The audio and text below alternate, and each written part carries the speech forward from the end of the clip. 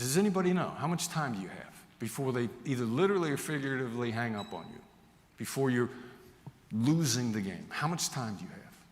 7. You got 7 seconds. Tick, tick, tick. Tell me what happened. How much time does that take? Person under stress. Can they go, okay, I'm really glad you asked. You know, now that you think about it, let me go back through this. Think about it one step at a time. How did I get in? It all started when I was 7 years old. I can't answer that question. I mean, who can under stress? 7 seconds. And what do you have to establish? What you have to establish is the same thing I had to establish. What is it? Trust. Absolutely. Trust and competence. Exactly right. You get 2 things, trust and competence. Not confidence, competence. And you get 7 seconds.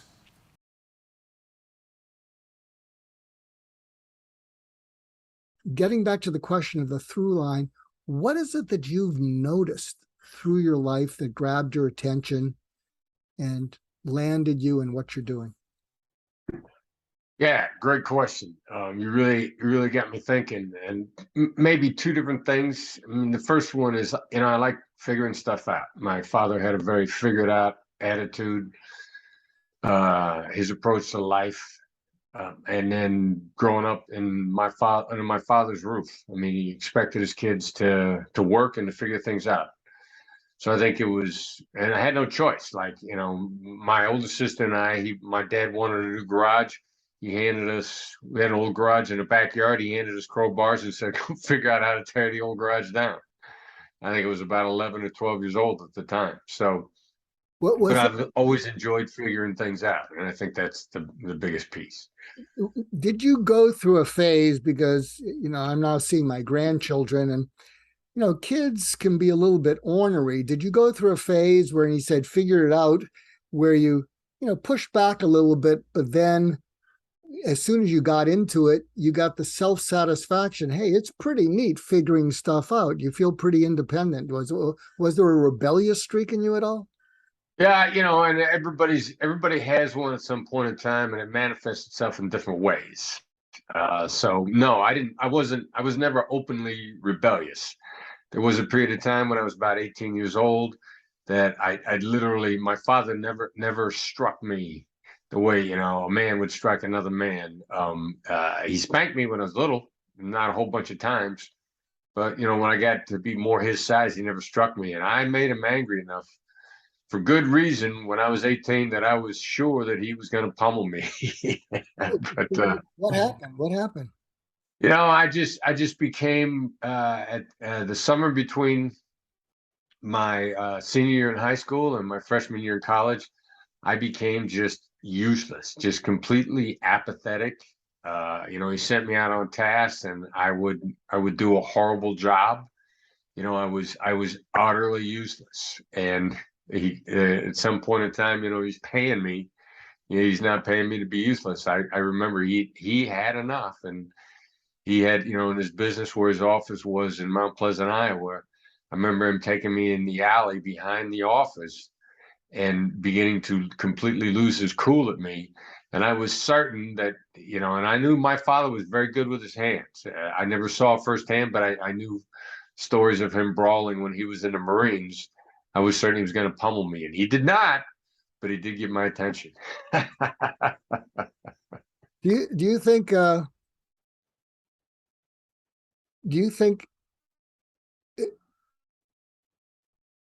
you didn't you respected him, didn't you? Yes. And do you think that part of, and I'm a shrink, I dissect some of these things. Do you think that part of it was thinking, geez, are you charging me for this session? No. Am I going to have to pay for this? No, I'm on a couch right now, right? But I'm seeing a situation. He takes you back there. He's about to lose it. He's really pissed off at you. But if I'm Chris at 18, I'm thinking, geez, I really disappointed this guy that I respect. Yeah, well, there's a fair amount of cognitive thought there that sometimes 18-year-olds in the midst of all their hormone changes and growth can't really connect the dots at the time. I'm not sure that I was bright enough at the time for that to occur to me. It did get my attention. Yeah. I straightened up right away. I remember the very next day, he found out that I did something right. And he drove 30 miles to congratulate me. Wow. Wow. Wow. And then I think I slowly straightened out my act. I mean, later that fall, I actually went out of my way to help him out on something that I knew he was having a real problem with, and I knew he appreciated that. So I think it sunk into my subconscious, if not my conscious, that I disappointed a man that I respected and I needed to straighten up. Yeah. Yeah. Yeah. I've been blessed. I've had 8 mentors. They've all died. The last one was Larry King and a guy named Warren Bennis before him. And An impressive list. yeah, I was very fortunate. And but they I'll tell you, not disappointing them was the top of my list. I would never tell them I was ever going to do something unless I was 150% sure I was going to do it. And because their esteem for me was amazing. When you get someone to think that, hey, you might be kind of special in this way, there was nothing as good as that. And my father, my brothers, and we had sort of a troubled relationship. So I think that's one of the reasons I sought out mentors and things like that. But get us back to you. You're the guest here. So you straighten out your life and then take us from there. And what came to be important to you as you started to straighten out and get on with your life? Well, I think, doing the right thing. That sounds like a cliche, but it's always been something that resonated with me. And, despite all the stupid stuff that I did, through my late teens, early mid 20s, like really stupid stuff. And we never stopped doing stupid stuff, of course, but Can you just serve up one of those? Because see, one of the challenges my audience has is, you have guests and they're just perfect. I mean, I can't do what they do because they're just perfect. I'm just some guy listening in or some woman listening in. And so the more that people can humanize themselves with a little bit of a humor. So can you share one of the, and I'll match you stupid and foolish for stupid and foolish. Trust me. Yeah, and that's a great point to bring up too, because that myth needs to be pierced. I mean, Ferris's book, Tools of the Titans, I think that I was looking at several years ago. One of my big takeaway early on was he said, like, all successful people have deep flaws. Like, there ain't nothing out there. Is no such thing as an unflawed human being. Probably no such thing as someone who's not deeply flawed. And all of your heroes and all of your idols are the same. They got real serious flaws. And so, yeah, that's, just growing up in Iowa, I grew up as fairly goody two shoes. Like, the worst thing I ever did was drink beer illegally in a cornfield, or drinking age in Iowa when I was growing up was 18, and I turned 18 when I was still in high school. With it, I mean, even drinking and driving at all. I never got arrested for drunk driving, only by the grace of God. And which is why when a judge and somebody is arrested for drunk driving, a judge realized that ain't the first time this person was drunk driving. Thank God for Uber and Lyft, because they're no excuse for getting behind the wheel with any alcohol in your system now, and which is a rule that I pretty much stick to. I can't remember. I don't think I'm breaking that anymore, but I did. And I was lucky enough that I never got arrested for it, and I never got into an accident when I was drinking. Grace of God only. And mostly stuff along those lines, because I was, in Iowa, and the environment that I grew up in. Like, the worst thing, I didn't smoke marijuana when I left high school. I wouldn't even talk to people that smoked marijuana. And I got to college, and there were people that I thought were really cool, and I'd be in a gathering and somebody would break out a joint, and I'd be like, "What? I thought you were cool. How dare you drink this or smoke this illegal substance?" And And then I can remember, then I didn't know how to refuse it. I was afraid to be around people that refused it. And I'm sitting around in my fraternity one night on the roof, bunch of guys drinking, and then they started passing around a joint, and they went to hand it to another guy in the fraternity that I really held a lot of esteem for. And he just went, no, thanks. And nothing bad happened to him. And I thought, wow, if it's that easy just to say, just to refuse if you don't want it, not succumb to peer pressure. So, but I struggled with my life like everybody else did. So you just happened upon that example where you said, gee, that's pretty simple. Just say no thanks, because if you're not familiar with Chris's work or Never Split the Difference, he comes up with these responses to almost any situation that are what I call hidden in plain sight brilliant. I never would have thought of that, and I think that would work. So can you share a little bit how that evolved? Because you are a master. I've watched you. People could hit you up with any question, and you seem to have a counterintuitive, I never would have thought of that kind of response. It's almost like you're almost an artist in the way that you do that. That's very kind. How I think my first approach is, first of all, I don't care what works. I just want to know what works. Like and you were talking about Larry King being curious, when you and I were talking earlier before, and curiosity is a superpower. And like, I just want to know what works. If I got to figure it out, like, what works. And, nobody figures stuff out without somebody spurring the thought in their head. Like, they either see it done, or in many cases, when we're teaching a Black Swan method, we won't give you the answer to a question until we burn the question in your brain. And we got an extremely intense negotiation exercise we put people through, extremely intense, called 60 Seconds So She Dies. We don't tell you how to deal with it until you feel like you've theoretically been beaten with a baseball bat, having gone through it. And then afterwards, we start laying out how to handle a high pressure, high intensity negotiation. And sometimes people say, well, why the heck didn't you teach me that before you put me through the exercise? Well, you would have hung on to it until you understood that you had a problem that you needed solving. And so I think probably that smoking marijuana instance back, when it was a horrible thing to do, you could go to jail for serious time for even being in possession of marijuana back in those days, right or wrong. I ain't saying it's right or wrong. It's the way it was. Like, I didn't know how to refuse just and not be ridiculed or embarrassed. I mean, I'm up in my head, my amygdala, which I know you're well familiar with what that amygdala does to you. My amygdala is whispering in my ear, just like it does everybody else's. And then I see this guy just go, no, thanks. And everybody was cool. And I needed to see somebody do it. I knew I'd been struggling with it. Somebody did it. I was like, wow, that's all there is to that? Wow, okay. It didn't look that hard.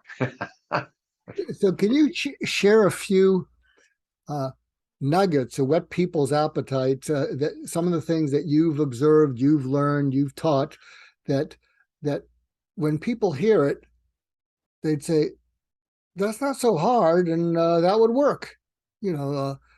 So to build on what you just said, I focus on what works. I'm not trying to be some super intellectual academic type. I look at a situation, it's got a problem, what's going to work to fix it. So can you share a few examples that when people discover them, they just smile in disbelief, like, oh my God, it's so simple.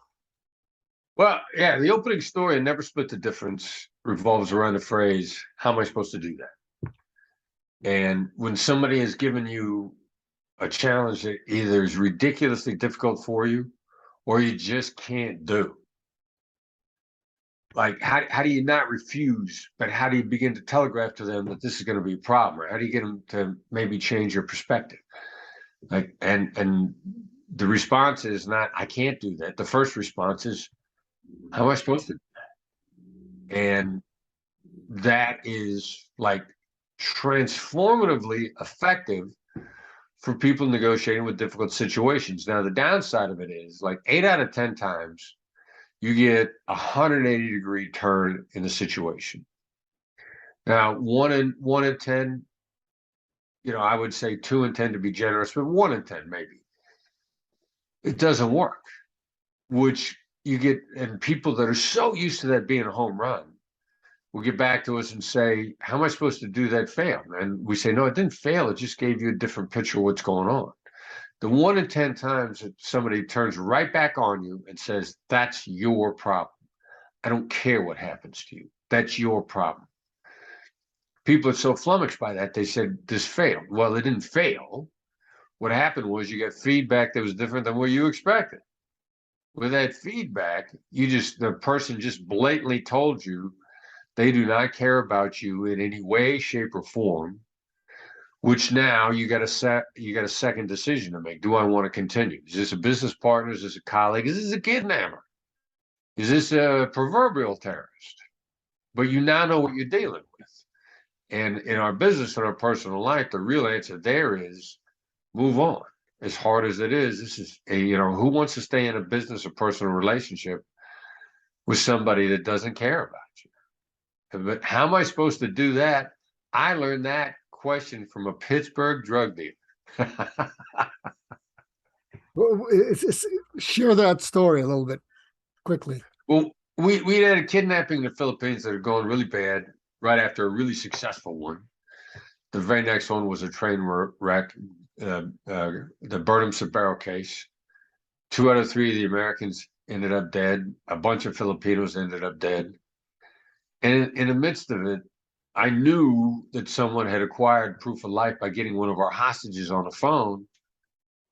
And to me, that was magic. Like, we'd love to get proof of life, but we never got a hostage on the phone. So what the heck is going on if somebody else got a hostage on the phone? And not only that, who's doing that?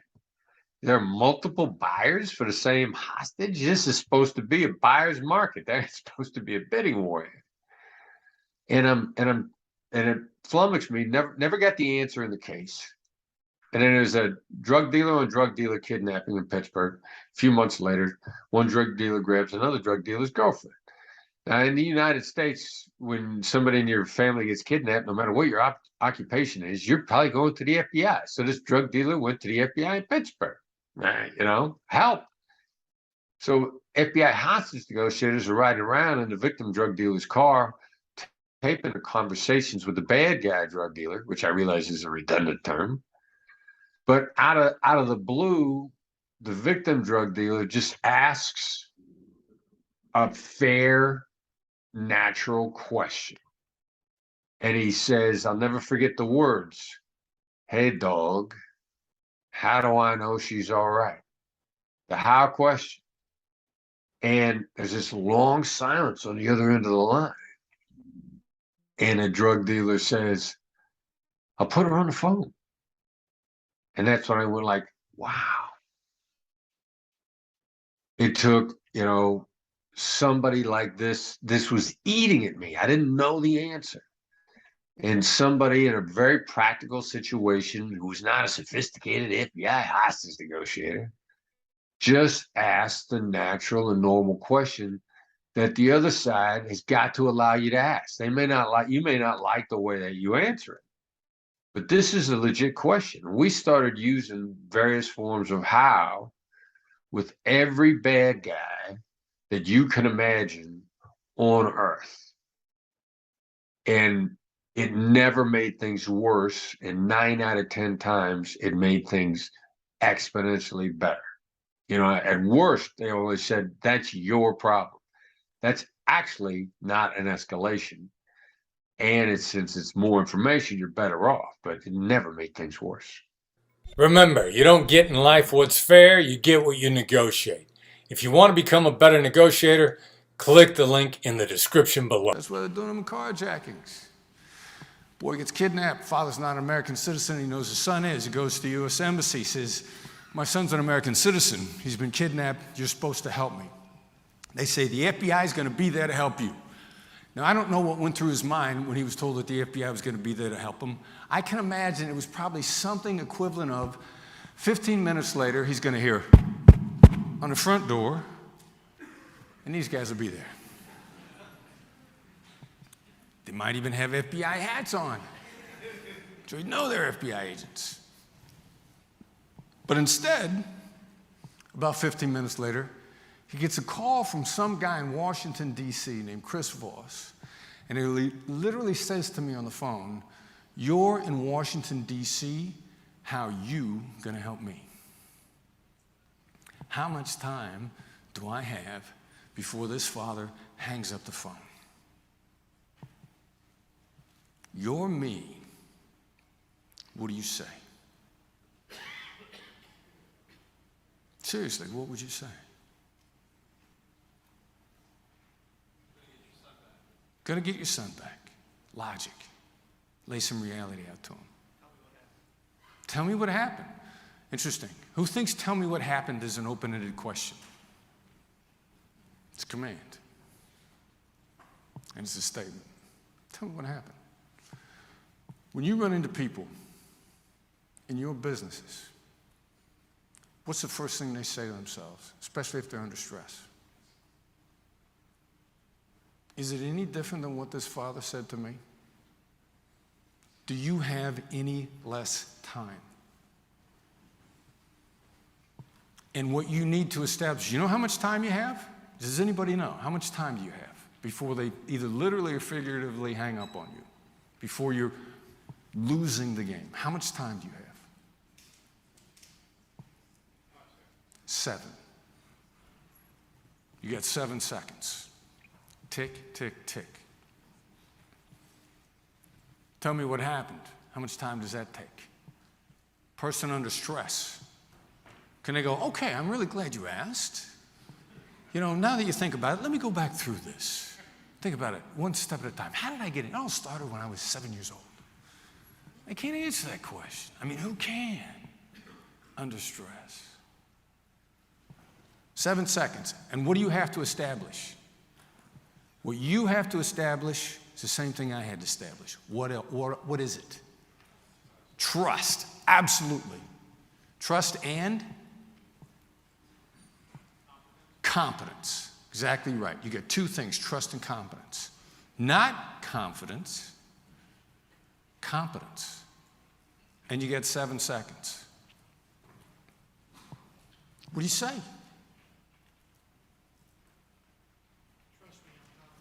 Trust me, I'm confident. If that worked, would you need videos to market your practice? Probably not. Trust me, I'm from the FBI and I'm here to help you. How do I know how to do this?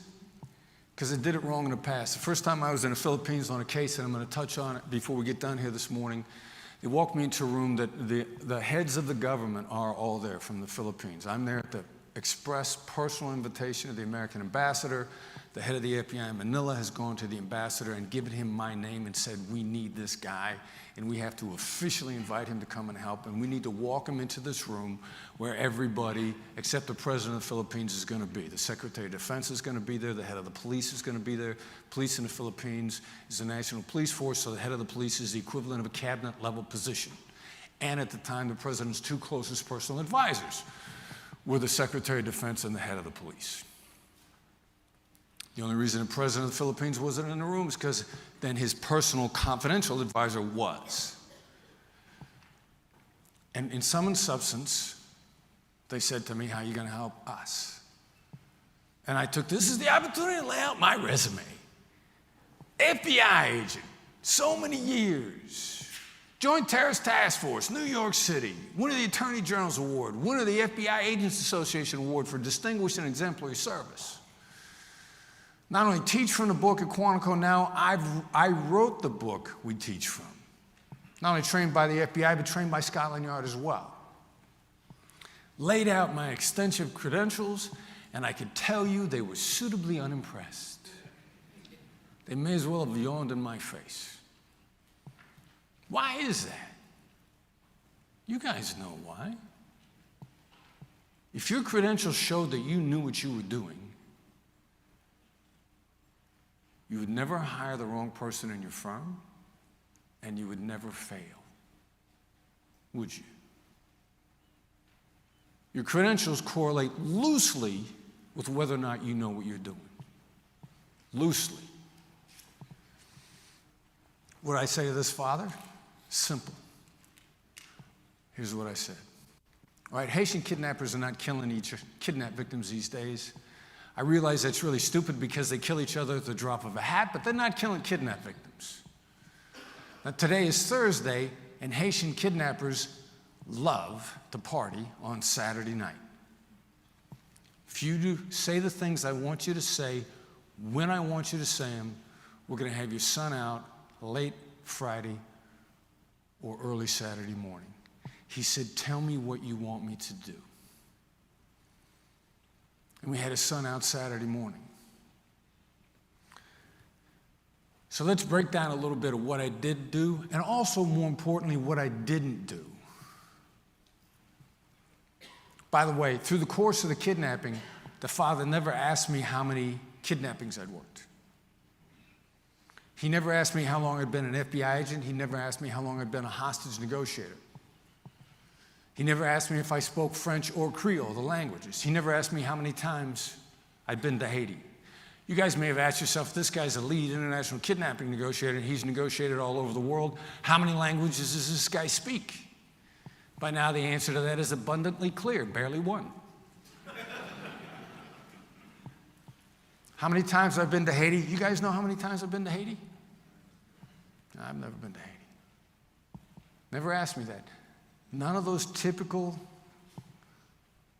competence indicators ever came up. As soon as I told him what he was looking at, here's what you're looking at. And then I offered him the slightest bit of insight into how to navigate that. And he said, tell me what you want me to do. I will also ask you to compare how long it took me to say that with how long it took me to lay out my resume, which was shorter. Most communication hacks, most ways to shortcut the actual process and make it last less time seem really indirect and save time. It seems like you're going in another direction and it ends up shortcutting the process significantly. What business you in? I think you guys are in the trust business. What business was a hostage negotiator in? I was in the trust business. But take the word trust out and drop in the word predictability. And then things begin to change. Because as soon as you begin to make things more predictable and understandable, now you begin to help them in huge ways. Your clients, buyers and sellers, match almost exactly the psychological profile and reactions of the family members of a kidnapped hostage. Somebody's family member gets kidnapped, their child gets kidnapped, and their hopes and dreams for the future have been taken hostage, have been hijacked. When your home is for sale, or you're trying to buy a home, these are hopes and dreams for the future. Very same profile. You can Google the most stressful events in people's lives, and buying or selling a home, especially selling a home, is very high on that hit parade. And the other interesting thing about this is the very same as a kidnapping, is when a kidnapping starts, the family doesn't know when it's going to be over. Even though I know, I can guess within, if I know the profile of the case and I know the country that it's in, I can guess within either a week or a month as to how long it's going to take. I know, but they don't know. They haven't been through this before. One of the definitions of traumatic stress is that it's unrelenting. They don't know when it'll be over. Your clients, your buyers and sellers, they don't know when this is going to go away. They don't know when it's going to be over, and that is overwhelming for people. That's why they call it traumatic stress. In the kidnapping business, we found out that the families of kidnapped victims suffered traumatic stress at the same rates as the victims because they didn't know when it was going to be over. Hostage negotiation. I've read the book. For those people that don't or that haven't read the book, you've been in some crazy situations that led you to really have to understand how people think and how, like, the processes that goes through people's minds. And so you're there, like, what are some of the big takeaways that you learned in the FBI, or things that, like, you don't think you would have learned elsewhere, that you think the FBI does really well when it comes to understanding people? Well, the great thing about being a hostage negotiator is you start out assuming that some of the crutches that most people want are never going to be there. Like, there's a crutch that for us to make a great deal together, that we have to have common ground. That's a crutch. It's a handicap. There's a crutch that I have to have alternatives. My Harvard brothers and sisters advocate this thing called BATNA, best alternative to negotiated agreement. And if you don't have a BATNA, you're screwed. That's a crutch. So it's really cool to start out negotiation, learning from the beginning, like, I don't have to have common ground with this person. I don't have to have alternatives. I can still make a great deal. And that's what the advantage of starting out from here to begin with is. And I don't care if I have alternatives. I don't care if I have no alternatives. I'm not going to be taken hostage by that. And I think those are the great things about starting out a negotiation where I started out from. And now, we're taking this into business. When I started out, there was no such thing as emotional intelligence as a phrase. I mean, if you're aware in sales and business, in any aspect of life in general today, you know that you need emotional intelligence. Well, hostage negotiation is just emotional intelligence. So we really started out in a master class on emotional intelligence and how to make a great deal with whoever you come across. I mean, I think that's what the FBI really gets right. So I do want to get into sales, but I know my audience is going to want at least one story from the FBI days. So take us back to, and I'll let you choose, either your first one or your most exciting one that you were actually the lead negotiator on. What did that look like? And how, like, nerve-wracking was that for you as you're sitting there? Because you've negotiated in some pretty high-profile situations, right? Yeah. And, what I love about most of the negotiations, you haven't heard of this, most of the stuff I did, because we were successful. There's a phrase in the media, if it bleeds, it leads. Well, we get people out okay, and you're not going to hear about it because everybody went home, everybody lived. And so, yeah, we had some high profile cases. I mean, I worked on a case one time with a Fox journalist. Really? Very few people know about this guy, Steve Santani, gets grabbed in the Gaza Strip. The reason you don't know about it is because we got Steve Santani out of that. And he went through a horrific situation. And we did it with some really interesting approaches that the bad guys never knew we were there. The most dangerous negotiation is the one you don't know you're in. We negotiated through people where they had no idea we were influencing them. Those are great negotiations where your negotiation is invisible. So, yeah, a lot of stuff that I did you haven't heard of because we did it well. So going into the sales part or side of things and coming out of the FBI, I know you talked about emotional intelligence and you say that, like, the FBI taught you a lot about that, but, like, specifically when it comes to, like, the pressure of sales, because a lot of the audience that listens to this type of podcast and that, is in the Facebook group and on YouTube and whatnot, they're like, hey, I get nervous, right? Or, a big deal comes in, I start to sweat, I get anxious or whatnot. Did the FBI teach you things specifically on helping you keep your calm and keep your nerves down? Or how did you go about figuring that out as we transition over to the sales side of things? Maybe not so much when, people's lives are at stake or high profile cases, but in the setting of just, I don't know, intense situations, be that sales, be that negotiations of any sort. How important is and how did you learn that? All right, so couple things that I think will be really helpful. You fall to your highest level of preparation. You don't rise to the occasion. You fall to your highest level of preparation. You perform as you've rehearsed. And when you're satisfied with the process, then you just let the process work its way out. You don't get rattled along the way. I've heard an analogy being, a guy's walking a tightrope, guy or gal. They don't look at where they're going. They look down at their feet and they worry about the next step. make the next step properly. Don't get rattled about where we're going. Let go of where you're going and focus on a process. And then in the FBI, I always learned we had the best chance of success, which means we fail sometimes because there's no guarantee of success. I just want the best chance of success. So get in your head, you like your process, you got the best chance of success, you do as well as you can. The universe is going to let you succeed as well as you possibly can. And then you get your practice in, you get your reps in, and understand that there's no one move that ruins everything. It's always an accumulation. So if you got a bad feeling you're headed down the wrong path, there's a pretty good chance you need an adjustment. Maybe just a 2 millimeter shift, maybe a tiny little shift. I mean, I love that phrase from Tony Robbins. And most of us that are Tony Robbins fans use a phrase, let's make a 2 millimeter shift. I would attribute that to him. So many people I know talk about that. So make a minor adjustment and then give yourself the best chance of success. And that's where you go. And I probably rambled a little bit, answered maybe one of your 3 questions. No, that's really, really good. And I like that a lot, especially with the 2 millimeter part. I actually just wrote a playbook. It's about, 65, 67 pages long or so, about habits and about the mind and about subconscious and whatnot.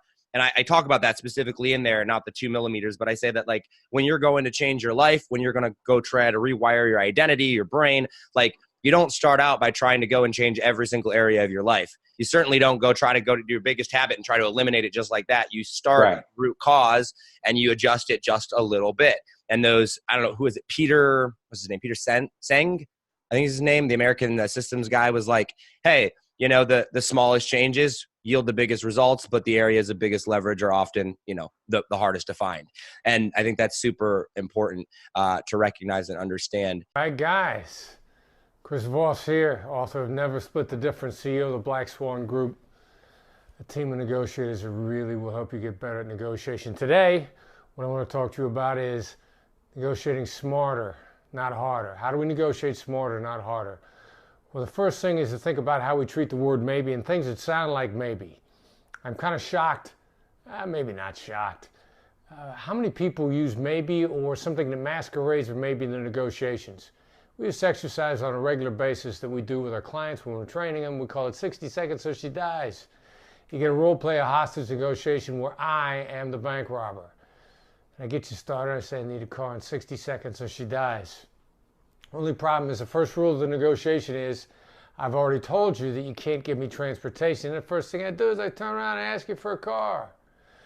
I've been surprised at the number of people that we train that'll give me some version of maybe. Maybe I could do that. Maybe I could get your car if I just had more time.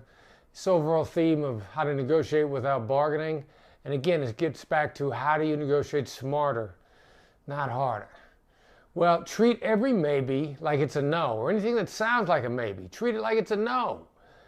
Don't sucker for the hope side of it. Maybe I could get this, or I'll try, whatever that might sound like in one way, shape, or form. Treat your maybes like a no. I had a businessman a number of years ago tell me as soon as he started treating all his maybes as a no, his business really moved forward. How do I want you to do this? Label it. Come back with a label. You could even say, that sounds like a maybe to me. Or you might say, it sounds like there's problems here. Focus on the no aspect of this, the stuff that sounds like non-starters. Identify them, get them out of the way. Use labels to do that, and you'll be surprised at how much more effective your negotiations are and how far fewer times you get caught up in a quicksand of maybe. Negotiate smarter, not harder. I wish you the best. In your negotiating days, was there an instance where it really didn't go the way you wanted it to go? Yeah, and with 93% success rate means 7% of the time it's going bad. And that's just the nature of the game. Is there one that stands out for you as being... Well, every one of them does.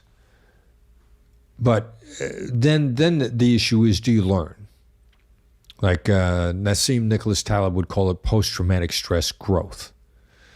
Like you go through a traumatic event, are you traumatized by it? and then damaged and never recover, post-traumatic stress injury, harm, disorder?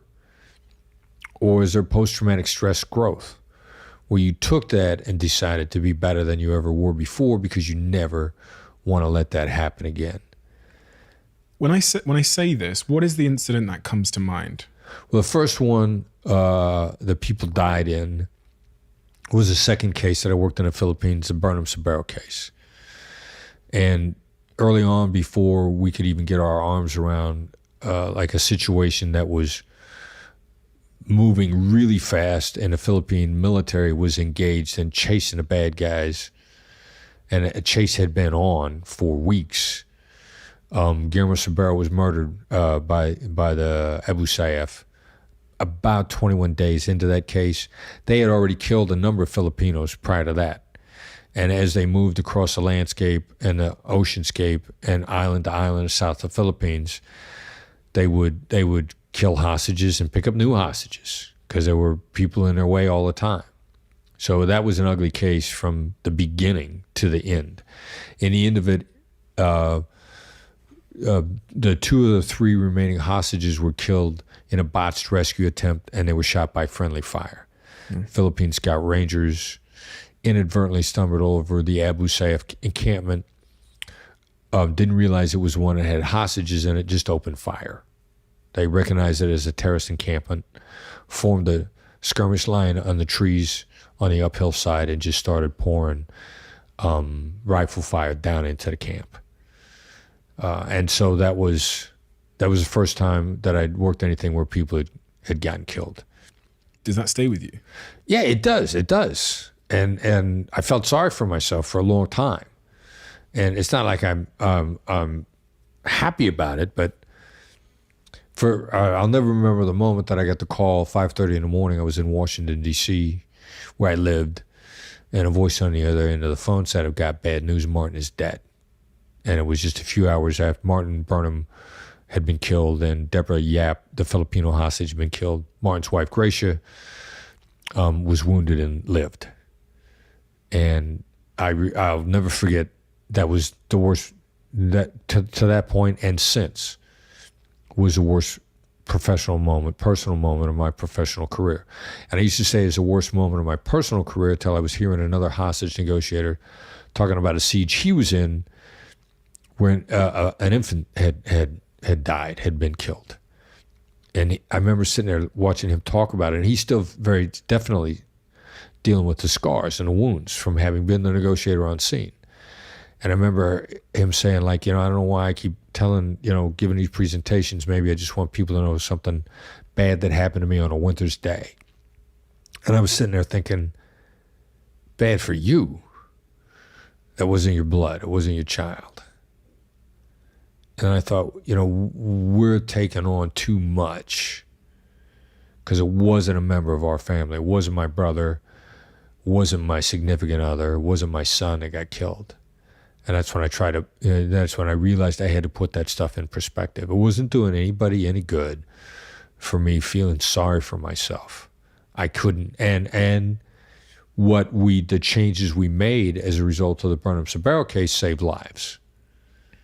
That was our mandate. All right, so Martin Burnham is dead. What do we do with that? Do we quit or do we get better? If we get better, somebody else is going to live. And a whole bunch of people ended up living based on strategy adjustments we made as a result of that case. Seems like a very significant sort of burden to carry, right? It goes back to what I said at the start. It takes a certain type of person to want to play with those stakes. Yeah, somebody who's naive. Yeah. You just don't know any better. Makes us difficult sometimes. I was just thinking about the traumatic things we go through. It makes us much difficult, especially in forming relationships. I struggled with that a lot. Struggled in having a girlfriend, probably because my home life was so traumatic that I would always run from commitment. But when you've lived in and you hear the same with like soldiers and stuff, when you've lived through such sort of traumatic events and high stakes, coming home to, hey babe, you're right, can be difficult, right? Yeah, it can be. It can be difficult. You can have difficulty unwinding. The other person, depending upon how you process information. Like the other person might genuinely doing their best to be there with you to get you to talk about it. And you know, if that isn't the best way that you process it, and yeah, one of the very difficult things about me is I don't process stuff by talking about it. I'll talk about it afterwards, you know, but I kind of need to unplug. You know, I'll need a good night's sleep. You know, I'll need to let it run through the data banks and kind of bake on its own. I'm probably pretty good the next day. Which is interesting because in your work, you have no time for that. Yeah, well, you know, and maybe that's why I need it more at home, because in the work, I mean, we're going on it right now. We're dealing with it right now. Mirroring, something you talk about as well in the book, which I find really interesting, because again, something with my girlfriend I started to explore, which was, you know, when she says something to me or when she does something, to make her again feel heard, I guess, I just kind of repeat it back to her. Right. But also is it also a body language thing, or is it just, how does mirroring work? Well, the hostage negotiators mirror, the black swans mirror, you know, the way that we teach in business now is just all verbal. Verbal, okay. You know, if you start lining up physically, which is what the body language mirroring thing is, like if that happens naturally, then so be it. Enough people try to do it as a manipulative tool that we're really leery of even coaching people on that at all. Like if we're talking and suddenly we both find us, and I'm actually listening and you're listening, and we both find ourselves leaning the same direction, that's cool because we're dialed in. But the body language thing is a tool of manipulation so many times of people that are just trying to exploit you. That aspect of it we stay away from. Now the hostage negotiator mirror, the black swan mirror, repeating just the last 1 to 3 words of what somebody said, or then taking surgically, picking a gist, 1 to 3 words here and there. It's ridiculously effective. Ridiculously effective? Yeah. I did you did. Very nice. And the thing that I find fascinating about it too is, like if we find somebody that's really into mirroring, there'll typically be somebody whose IQ and EQ both are real high. And there are a lot of people whose IQ is real high. You know, their book smarts are good, but their people smarts aren't good. And they tend to love mirroring because it's the least amount of effort with the maximum amount of response. And they want to guide a negotiation in a very gentle but purposeful way, while the other side doesn't feel guided. They feel like they're expanding. And it's been real consistent. So the moral of the story is never be so sure of what you want that you wouldn't take something better. Come up with a new strategy and be willing for good things to happen that you didn't expect. And that's what happened. Amazing. And what would you say would be, you know, looking back, your biggest mistake?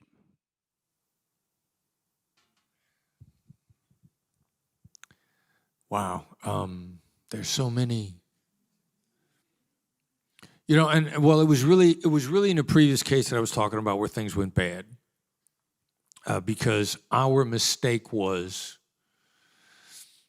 and I didn't even know, this is what happens to a lot of salespeople, and I heard a salesperson talk about it as being single-threaded.